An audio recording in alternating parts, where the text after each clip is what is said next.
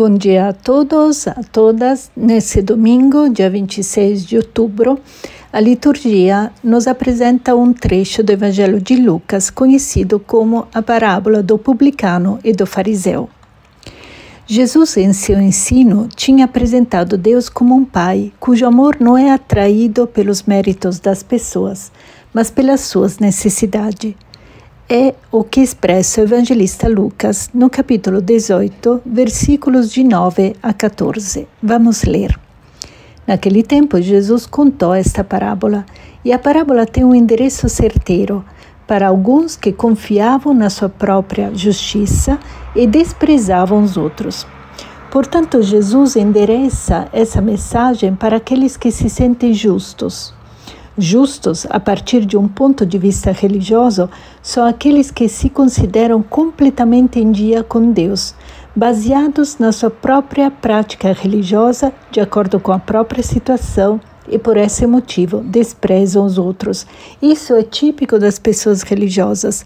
A pessoa, quando se sente em dia com Deus, permite-se julgar, condenar e em seguida desprezar os outros. E é a esse tipo de pessoas muito piedosas, muito religiosas, que Jesus dirige essa parábola. 2 homens subiram ao templo para rezar. Um era fariseu e outro cobrador de impostos, publicano. Jesus apresenta os opostos da sociedade civil e religiosa da época.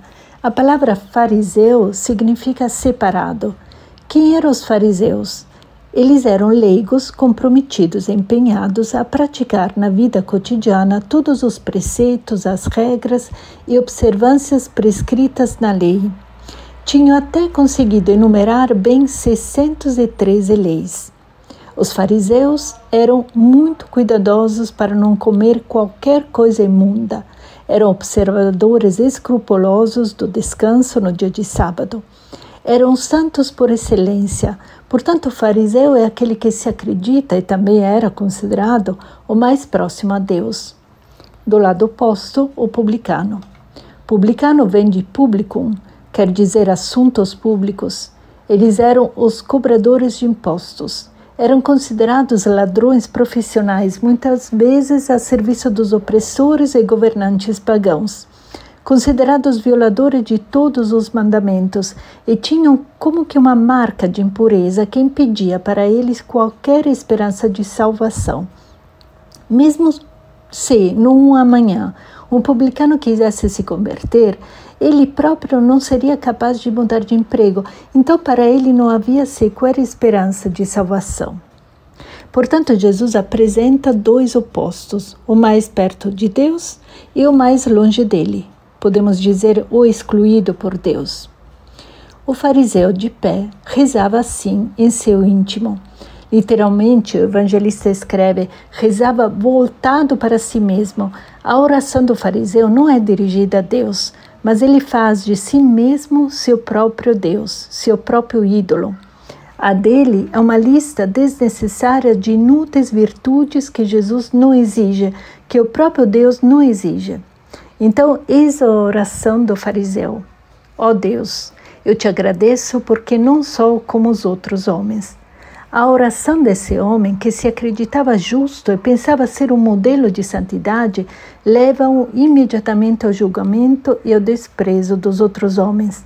Ladrões, desonestos, adúlteros, há aqui todo desprezo, nem como este cobrador de impostos. O que é que faz sentir o fariseu tão em ordem com Deus? O que é que o faz sentir tão santo, tão justo? É aquilo que Deus não quer. As coisas inúteis. E de fato, agora vamos ver que esse fariseu faz a lista de todas as ações desnecessárias, supérfluas e, portanto, prejudiciais.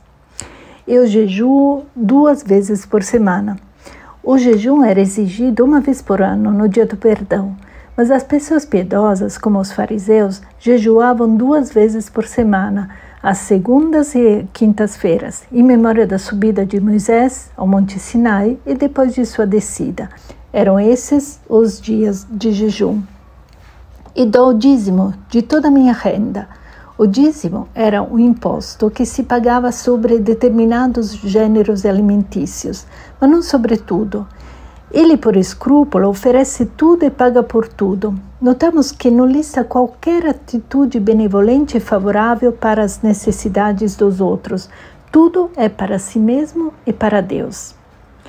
Houve um fariseu que disse que ninguém observava a lei como ele, mas quando ele se converteu e se arrependeu, e esse fariseu é São Paulo de Tarso, ele vai dizer que todas essas prescrições têm uma aparência de sabedoria com sua falsa religiosidade, humildade, mortificação do corpo, mas na realidade elas não têm qualquer valor a não ser satisfazer o egoísmo à carne. São Paulo, que tinha experimentado isso, nos diz que não serve para nada. Todas estas devoções, todas essas práticas religiosas não apenas são inúteis, mas são prejudiciais, porque não fazem outra coisa a não ser satisfazer o próprio ego. Na carta aos Filipenses, São Paulo chega a dizer que quando se encontrou com a mensagem de Jesus, todas estas devoções e práticas que lhe pareciam tão importantes, ele as considerava agora como uma perda e um esterco. O cobrador de impostos, porém, ficou à distância e nem se atrevia a levantar os olhos para o céu. Ele se sente culpado, sabe que é um excluído por Deus, mas batia no peito dizendo: meu Deus, tem piedade de mim que sou pecador. Literalmente, meu Deus, seja benevolente, mostra-me a sua misericórdia. O cobrador de imposto mostra ter fé. Ele sabe que está numa situação desesperada. Para ele não há perdão, não há salvação, mas, apesar disso, e aqui parece ouvir o eco do Salmo 23, onde o salmista diz: embora eu caminhe por um vale tenebroso, nenhum mal temerei, pois junto a mim estás. Ele diz: mostra-me a sua misericórdia. Em outras palavras, Senhor, você vê a vida que faço, eu não posso mudar. Essa é a minha situação, você a conhece. Pois bem, apesar disso, mostra-me seu amor e sua misericórdia. A conclusão de Jesus é impressionante. Eu vos digo, este último voltou para casa justificado e o outro não. No início desse trecho, o evangelista tinha apresentado aquelas pessoas que se achavam justas e agora fala de justificado, isto é, que está bem com Deus, em sintonia com Deus. Mas o que ele fez? Ele não se arrependeu. Ele não disse que teria mudado seu comportamento, não disse nada de tudo isso, mas ele pediu ao Senhor de mostrar-lhe sua misericórdia. O Deus de Jesus não direciona seu amor para aqueles que o merecem, mas para aqueles que precisam dele. Pois quem se eleva, literalmente quem sobe, será humilhado, e quem se humilha será elevado. Portanto, Jesus subverte os paradigmas da sociedade. Quem acreditava estar mais perto de Deus por suas práticas religiosas, para Jesus é o mais distante, porque não faz nada para os outros. O que é importante para Jesus não é aquilo que se dirige à divindade, mas as atitudes reais de bem e de bem-estar que se fazem para os outros.